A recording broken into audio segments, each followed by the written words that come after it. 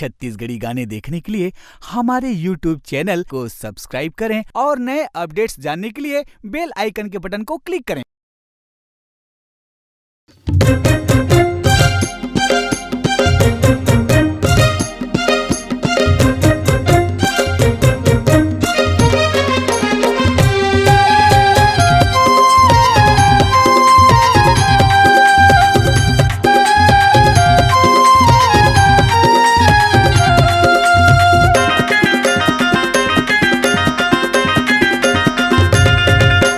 Sandal लगा के कमर हिला के सेंडल लगा के वो सेंडल लगा के कमर हिला के कहाँ ते जाबे रे। हाथ में धरे मोबाइल टूरी काला गुठिया बेरे। हाथ में धरे मोबाइल टूरी काला गुठिया बेरे।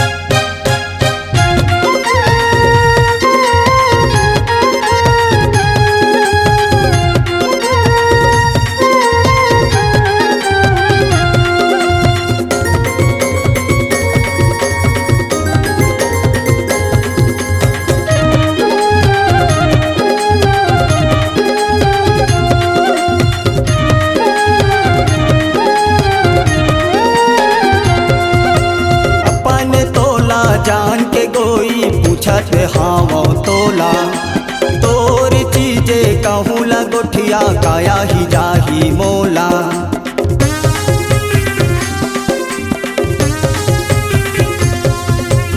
अपन तोला जान के गोई पूछत हाँ तोला तोर चीजे कहूँ ला गोठिया काया ही जाही मोला। पैरी बजा के बेली झूला के पैरी बजा के वो पैरी बजा के बेली झूला के कहाँ ते जाबे रे। हाथ में धरे मोबाइल टूरी काला गुठिया बेरे। हाथ में धरे मोबाइल टूरी काला गुठिया बेरे।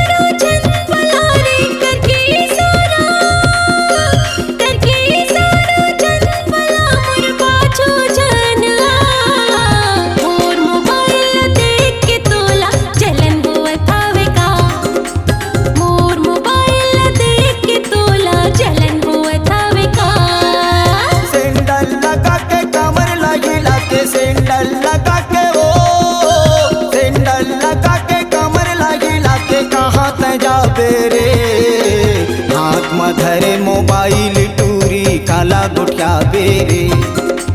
हाथ में धरे मोबाइल टूरी काला गुठिया बेरे।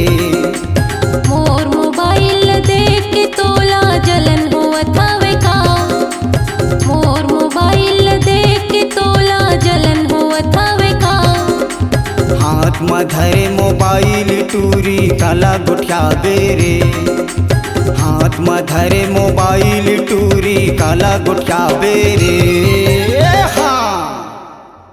आपकी आवाज ही आपकी पहचान है। यदि आप अपनी आवाज को एक नया आयाम देना चाहते हैं तो चले आइए मल्टी ट्रैक डिजिटल रिकॉर्डिंग के लिए AVM audio video studio Khamtarai Raipur. Mobile number 9301523929 और 7869646201। यदि आप नए एवं पुराने गीत सुनना चाहते हैं तो avmgana.com में जाकर गाना फ्री डाउनलोड करें और YouTube चैनल में AVM गाना और के कैसेट्स को सब्सक्राइब करें।